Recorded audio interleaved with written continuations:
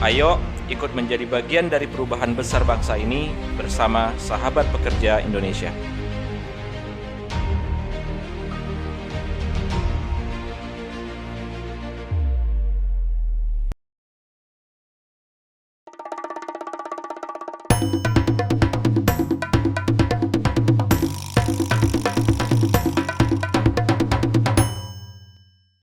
Sahabat Pekerja, kembali dengan saya Hari Salputra dalam OPEK, obrolan pekerja, obrolannya yang berjiwa muda. Dan kita masih berbincang-bincang santai dengan orang yang memang muda secara usia, tapi pastinya semangatnya berjiwa muda. Dan beliau akhirnya dengan modal sosial yang sudah beliau investasikan di awal mungkin dari sejak SMP atau SMA, itu akhirnya mengantarkan beliau salah satunya menjadi anggota dewan. Kita lanjutkan obrolan kita dalam OPEK, obrolan pekerja. Kang Ade, ternyata kan nggak nyangka ya, akhirnya dan memang tidak nggak direncanakan, tidak tidak by design juga gitu kan, Mhm. tidak by design. Artinya aktivitas-aktivitas yang Sosial. lalu-lalu Yang bahkan dari lalu. muda itu ya, Mhm. oh ternyata membentuk basis sosial Mhm. dan ya alhamdulillah bisa bermanfaat Iya, iya. ketika memang kita memerlukan untuk Mhm. itu gitu. Jadi ya sekarang saya sudah ya seperti pindah kuadran gitu lah, Mhm. bukan pindah kuadran ya, Birokrat jadi sekarang. jadi seseorang yang memang harus bekerja untuk negara Negara. gitu ya. Servis lah ya, sudah pelayanan lah ya. Sudah pelayan, jadi pelayan rakyat memang. Iya. Gitu. Jadi kalau Jack Ma mengatakan itu adalah time to share tuh, waktunya berbagi di usia 50, Kang Ade nggak sampai 50 sudah berbagi ya. Alhamdulillah. Gimana rasanya? Kan Ya. kalau dulu kan ya beda ya. Ketika jadi pengusaha itu mungkin kalangan pengusaha saja yang lebih dikenal. Tapi kan hari ini mulai dari emak-emak, tukang cuci kan kenal lah gitu kan. Ya. Apalagi di lingkungan rumah kan. Ya, betul. Oh, itu kan bagian dari wakil kami, wakil Ya. Depok di Kang Ade. Itu gimana perasaannya Kang Ade? Ya, perasaannya ya memang harus terus melayani, ya. bertanggung jawab kepada pemilik kita. Mhm. Gitu ya. Itu luar biasa. Tidak hanya di dunia bahkan pertanggungjawabannya gitu kan. Dan saya berusaha sebaik-baiknya melaksanakan amanah ini dengan tanggung jawab.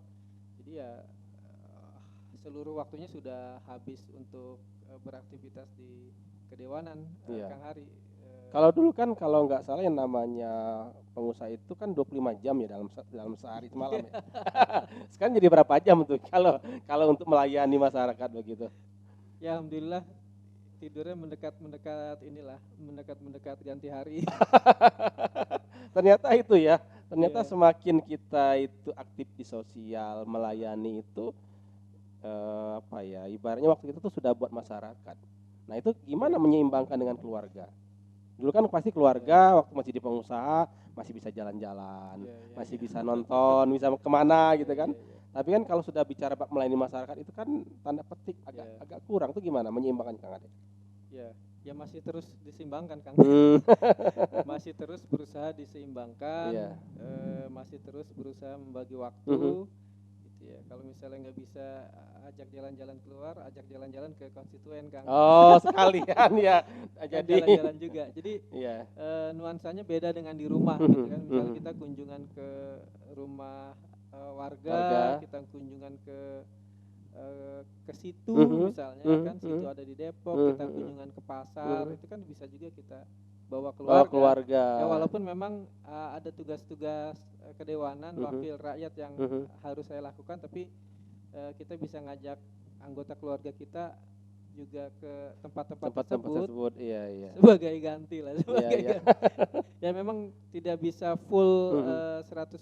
Seperti dulu lagi ya. 100% kunjungan tersebut tidak 100% ke misalnya wisata atau keluar, tapi lumayan memberikan nuansa lain lah buat keluarga gitu kan. Kalau istri sendiri kaget nggak dengan kalau dulu kan ibaratnya Kang Ade itu adalah waktunya buat saya. Ya. Kalau sekarang kan buat saya dan masyarakat.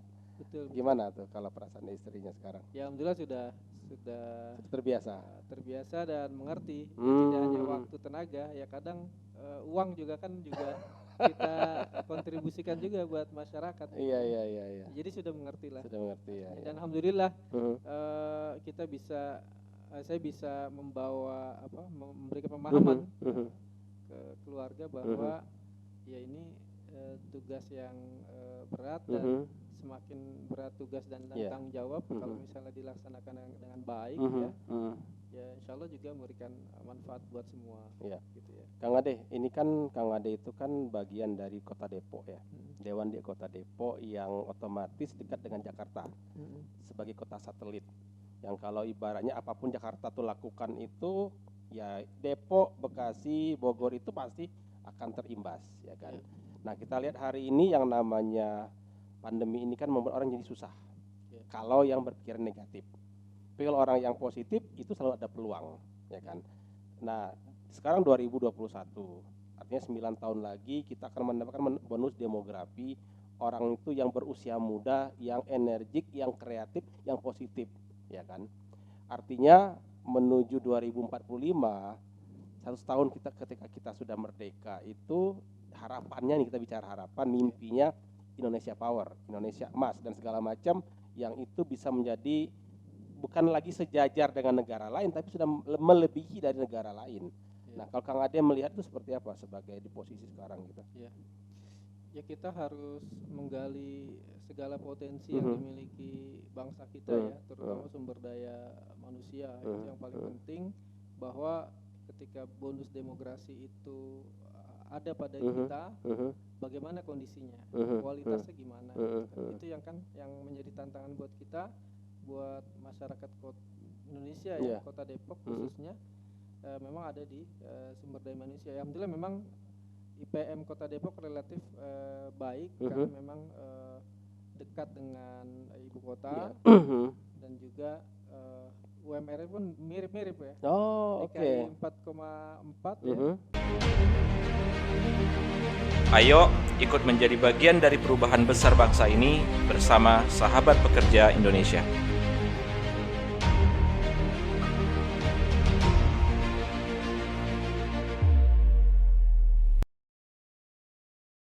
Depok 4,3. Cukup lumayan juga. UKM di Depok kalau misalnya mau mengejar UMR, UMK lah ya. Nah dari situ selain sumber daya manusia, pastinya pemimpin negeri ini yang bertanggung jawab ya, dari mulai levelnya Indonesia, level provinsi dan kota itu harus punya keberpihakan kepada bangsa, bahwa segala sumber daya yang dimiliki ini memang kita optimalkan buat sebesar-besarnya kesejahteraan masyarakat, buat membangun fondasi yang kuat untuk Indonesia yang lebih baik lagi. Artinya dengan dengan bonus demografi itu bukan hal yang mustahil ya. Indonesia itu kan angkat bangkit, akan diperhitungkan, betul-betul perhitungkan secara percaturan internasional. Nah, memang yaitu ini kerjasama yang harus simultan Kang Hari, tidak hanya program pemerintah ya, baik nasional dan daerah untuk mempersiapkan generasi yang lebih baik, tapi di skala-skala mikro seperti tadi di masjid, di RT, di RW itu harus ada yang bergerak dari bawah. Gitu. Artinya kaderisasi harus jalan ya. Betul. Jadi kita nggak bisa mengandalkan pemerintah saja, tapi juga partisipasi masyarakat nih, khususnya memang orang-orang yang punya tanggung jawab, kemudian orang-orang yang punya kepedulian. Saya mengajak nih kepada semua gitu kan. Tadi seperti yang saya gambarkan di awal, bahwa agen-agen keburukan itu senantiasa berebut dengan agen-agen kebaikan. Anak-anak muda ini istilahnya posisinya sekarang di tengah lah ya. Mereka labil lah ya, antara mau kemana ini ya, persimpangan ya. Mereka sasaran. Kalau misalnya tidak bijak, baik pemerintah maupun kita masyarakat ya, tidak bijak membina generasi muda kita, maka otomatis generasi muda kita bisa terjerumus ke dalam hal-hal yang tidak baik dan menjadi beban bagi negara. Tidak lagi menjadi aset yang bisa membuat bangsa ini lebih baik, tapi harus menjadi masalah malah. Itu yang kita khawatirkan, kita takutkan, dari mulai masalah-masalah sosial, kenakalan remaja sampai habis satu generasi bisa dihabiskan itu oleh narkoba misalnya gitu. Seperti itu.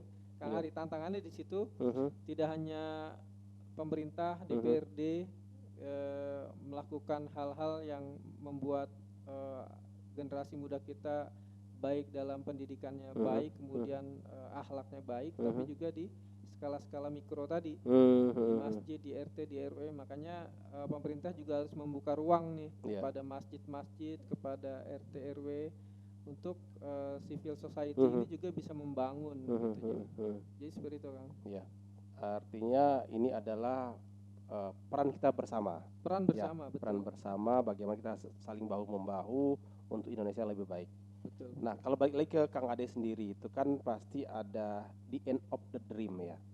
Kan pasti ada suatu pencapaian, apalagi ini kan sudah dulu kan pernah jadi ibaratnya aktivis rohis, pernah jadi menti, sekarang sudah jadi mentor gitu kan, lalu jadi karyawan, lalu jadi pengusaha, anggota dewan, banyak sekali. Ada nggak sih apa ya tertingginya itu mungkin cita-cita atau mimpinya Kang Ade yang belum tercapai gitu?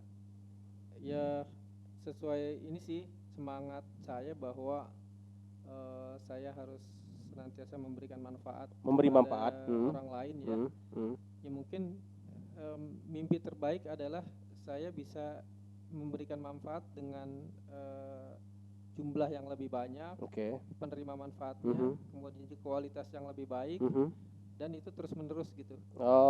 Sampai ya akhir hidup sampai lah, hidup, sampai ya. hidup. Yang mudah-mudahan itu bisa menjadi pemberat timbangan kebaikan gitu kan. Berarti kalau di dunia itu ada namanya istilah multi level marketing, ini multi level pahala. Iya.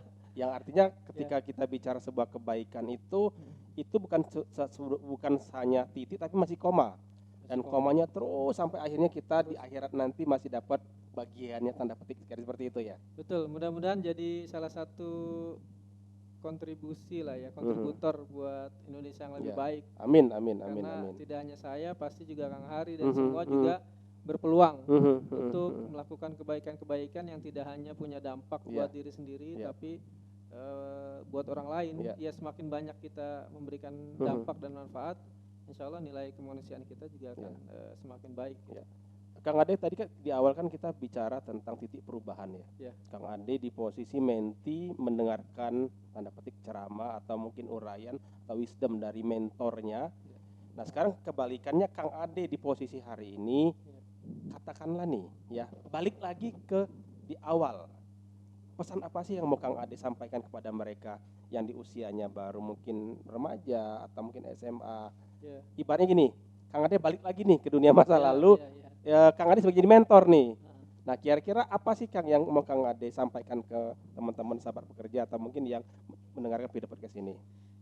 Ya belajar kemudian mendalami sesuatu ya never ending proses ya, proses yang nggak pernah berakhir. Mungkin saya menitip pesan nih buat anak-anak SMA gitu kan. Kalau mungkin saya dulu dapat pencerahan di waktu itu. Dan bisa menjadi seperti sekarang gitu kan. Kalau misalnya adik-adik gitu kan di usia SMA sekarang bisa tercerahkan secara orientasi hidup gitu kan, bisa tahu makna hidup, tujuan hidup, terus apa yang harus dilakukan dan seberapa besar dampak dari keberadaan kita gitu kan. Itu bisa jadi adik-adik bisa lebih dahsyat lagi tuh usaha-usaha di SMA untuk memahami segala sesuatu, memperdalam segala sesuatu dan menjadi ahli di bidang itu. Mudah-mudahan dengan menjadi ahli di bidang itu, karena ke depan memang zamannya kolaborasi kan Kang ya. Tidak bisa kita semua ahli dalam segala hal, tapi kita bisa kerjasama dengan teman-teman. Itu mungkin pesan saya, terus memperdalam keahlian, kemudian juga orientasi hidupnya harus juga kita luruskan, bahwa pada suatu saat kita akan mengakhiri hidup kita dan di mana kita pada waktu itu adalah apa yang kita lakukan kemarin-kemarin. Berarti Kang Ade kan kalau kita bicara usia sekarang ya, usia mungkin 15 tahun, 18 tahun, jangan bicara 18 tahun. Usia 25 tahun pun ada beberapa orang masih minta duit dari orang tuanya. Betul. Tetapi ada sebuah zaman di mana usia 15 tahun jadi panglima perang, Kang Ade. Ya, betul. Ya. Kira-kira mungkin nggak dengan kalau tadi tercerahkan di level SD, SMP atau SMA-nya, ya mungkin tidak juga panglima perang, tapi paling tidak selevel panglima perang. Ya. Mungkin nggak tuh Kang Ade? Sejarah berulang insya Allah Sejarah berulang. mungkin, dan dulu ada Usama bin Zaid, Usama bin Zaid, ada Muhammad Al-Fatih. Fatih. Insya Allah kita juga akan punya sosok-sosok muda yang berprestasi di Indonesia untuk dunia, untuk peradaban, dan itu insya Allah akan lahir dari Indonesia. Amin. Ya. Baik, sahabat pekerja, optimisme itu harus diperjuangkan. Walaupun kondisi pandemi kita pesimis, tapi optimisme kehidupan lebih baik, Indonesia lebih baik. Tadi ketika Kang Ade bilang, ada seorang panglima di usia 15 tahun, ada seorang penakluk besar di usia 21 tahun, Usama bin Zaid, ada Muhammad Al-Fatih. Itu bisa terjadi di zamannya, dan ingat, sejarah berulang. Pandemi ini terakhir 1918 itu hanya mengulangi saja. Cuma beda orang, beda zaman, tapi pandemi tetap ada. Berarti kalau seorang pemimpin bisa dilahirkan pada zaman itu, harusnya hari ini atau hari depan itu akan muncul para pemimpin-pemimpin yang membuat Indonesia menjadi negara superpower. Terima kasih. Amin. Sahabat pekerja sudah menonton video podcast ini, mudah-mudahan tercerahkan, memotivasi kita, menginspirasi kita untuk Indonesia yang lebih baik. Terima kasih Kang Ade atas waktunya, ini luar biasa tercerahkan bagaimana seorang penggerak pemuda akhirnya bisa seperti sekarang.